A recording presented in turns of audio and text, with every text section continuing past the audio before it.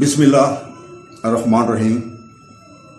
دوستو، آج ہم اس بارے میں بات کریں گے کہ اگر کسی مردہ پر واجب الادا قرض کسی کو منتقل کر دیا جائے تو اسلام کی روح سے منتقلی جائز ہے یا نہیں۔ صحیح بخاری جلد 1 باب 39 حدیث نمبر 2299 2289۔ سلمہ بن اکوع رضی اللہ تعالیٰ عنہ سے روایت ہے کہ ایک مرتبہ ہم رسول اللہ صلی اللہ علیہ وسلم کے پاس بیٹھے ہوئے تھے کہ ایک مردہ لایا گیا۔ نبی صلی اللہ علیہ وسلم سے درخواست کی گئی کہ مرحوم کی نماز جنازہ پڑھائیں، تو حضور پاک نے کہا کیا وہ مقروض ہے؟ لوگوں نے نفی میں جواب دیا۔ تو حضور پاک نے کہا کیا اس نے کوئی مال چھوڑا ہے؟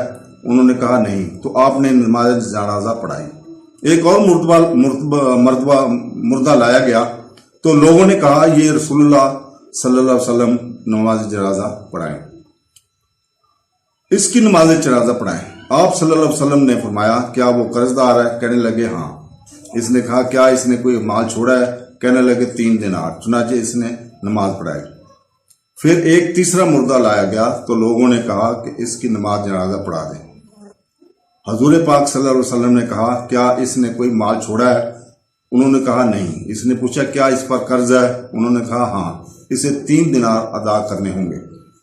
تو حضور پاک صلی اللہ علیہ وسلم نے نماز سے انکار کیا اور کہا پھر اپنے مردہ ساتھی کے لیے دعا کرو۔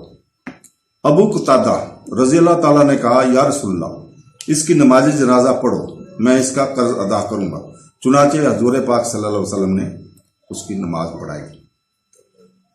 تو دوستو، صحیح بخاری جلد 1 باب 39 حدیث 2288 2288 میں ابو ہریرہ رضی اللہ تعالیٰ عنہ سے روایت ہے کہ رسول اللہ صلی اللہ علیہ وسلم نے فرمایا مالدار کی طرف سے قرض کی ادائیگی میں تاخیر ظلم ہے، لہذا اگر آپ کا قرض آپ کے مقروض سے ایک امیر مقروض کو منتقل کیا جاتا ہے تو آپ کو اتفاق کرنا چاہیے۔ تو دوستو، اللہ تعالیٰ سے دعا کرو اور دعا کرتے ہیں کہ ہمیں قرض لینے سے بچائے۔ آمین ثم آمین۔ اللہ حافظ۔